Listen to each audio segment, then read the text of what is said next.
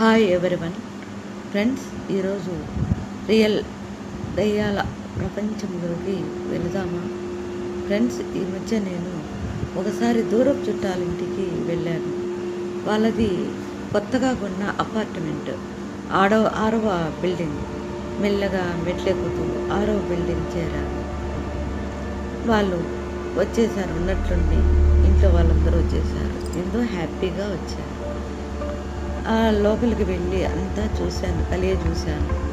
మొత్తం బాగుంది. ఇల్లు అయితే సూపర్గా ఉంది. ఎక్కడ చూసినా కొత్తదనం కనిపిస్తూ ఉంది. ఆ కబోర్డ్లు అవన్నీ, కిచెన్, హాల్, బెడ్రూమ్స్ అన్నీ దేనికదే పిఓపి అంతా చాలా చాలా బాగుంది. చాలా ఒక ఇంద్రభవనంలో ఉన్నట్టే ఉంది. బాగా లక్షలు పెట్టి కొన్నాము అన్నారు. ఇల్లంతా చూశాను, చాలా బాగుంది.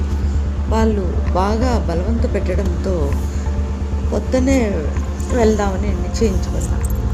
సరే, ఆ రాత్రి బాగా వండి పెట్టారు.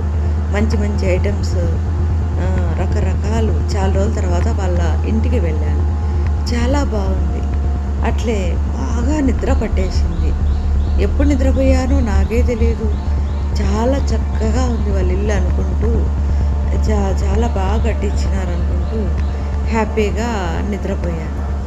అంతలో ఏదో ఉన్నట్లుండి మంచం చుట్టూ గజ్జలతో ఎవరో నడిచినట్టు అలికిడి కాసాగింది.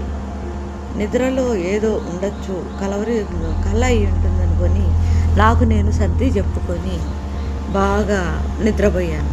ఏమీ పట్టించుకోకుండా బాగా పడుకున్నాను. బాగా నిద్రపోతూ ఉన్నాను. చాలా హాయిగా నిద్ర కూడా పట్టింది. బాగా ఆ శబ్దం వచ్చినా కూడా నేను ఖాతరు చేయకుండా నా పాటికి నేను నిద్రలోకి జారుకున్నాను. చాలా హ్యాపీగా నిద్రపోతూ ఉన్నాను. ఉన్నట్టుండి మళ్ళీ డోరు దన్ దన్ అంటూ శబ్దం కాసాగింది. ఈసారి ఎందుకో భయం వేయసాగింది. గట్టిగా చప్పుడు అయ్యేసరికి లేచి దగ్గర కూర్చున్నాను. చుట్టూ చూశాను, లైట్ వేశాను. ఎవ్వరూ లేరు. ఇదంతా నా భ్రమేమో అనుకున్నాను. అంతలో మళ్ళీ నిద్రపోయాను. ఇలా నిద్ర డిస్టర్బ్ అవుతూ ఉంది. నిద్రపోతూ ఉండగా మెట్లపై ఎవరో నడుస్తున్నట్లు పెద్దగా శబ్దం కాసాగింది. అడుగుల చప్పుడు, గుండెల్లో చప్పుడు కాసాగింది. నాకు భయంతో ఒళ్ళంతా వణుకు పుట్టసాగింది.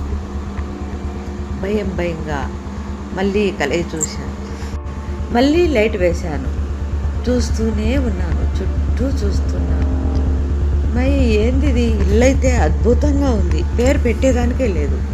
ఏంది నిద్రపోకుండా ఏంది ఈ రకరకాల శబ్దాలు ఏంది అనుకుంటూ మరింత భయం నన్ను ఆవహించసాగింది. చుట్టూ మళ్ళీ లైట్ వేసి మూలలు వెతికాను. ఏమీ కనిపించట్లా. ఎందుకో నీళ్లు తాగాలనిపించింది. నీళ్లు తాగితే ఇలాంటివి పోతాయని ఎవరో చెప్పగా, మా అమ్మమ్మ చెప్పగా విన్నాను. పోయి హడావుడిగా నీళ్లు గుటగుట తాగేశాను. తాగి మళ్ళీ పడుకున్నాను.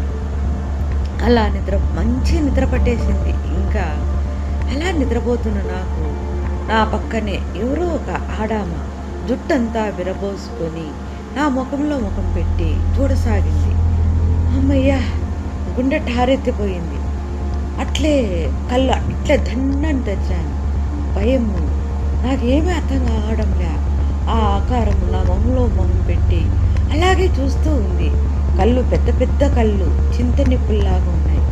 పెద్ద బొట్టు పెట్టుకొని జుట్టంతా విరబోసుకొని ఏమీ మొహం అంతా కనిపించడంలా. ఒక బొట్టు మాత్రము, పెద్ద బొట్టు పెట్టుకొని జుట్టు విరబోసుకొని వెకిలిగా నవ్వుతూ నా వైపే చూస్తూ చెయ్యి నా వైపే ఇలా ముఖం మీదకి పెట్టింది. ఆ గోర్లు నా మొహం మీదకి తాగుతూ ఉన్నవి. ఒక్కసారిగా భయంతో గట్టిగా అరిచేశాను. వాళ్ళు ఇంట్లో ఉండేవాళ్ళు ఏమైంది అనుకుంటూ గబగబా పరిగెత్తుకుంటూ వచ్చి డోర్ తడుతూ ఉన్నారు. ఒళ్ళంతా చెమటలు పట్టేశాయి. నాకు గొంతు తడారిపోయింది. నాకేం మాట్లాడాలో అర్థం కాక అలాగే నిశ్చేష్టాలనైపోయి అలాగే చూస్తుండిపోయాను. వాళ్ళు దన్నని తలుపులు తడుతూ ఏమైంది ఏమైంది తలుపు తీ అని కొడుతూనే ఉన్నారు. నేను అచేతనంగా అలాగే మంచం మీద అలాగే నోట మాట రాకుండా అలాగే కూలబడిపోయా. అలాగే తెల్లారిపోయింది. లేచి గబగబా ఇల్లు చేరాను. మళ్ళీ ఇంటికి పోయిన తర్వాత వాళ్ళకు ఫోన్ చేసి మరీ చెప్పాను. వాళ్ళు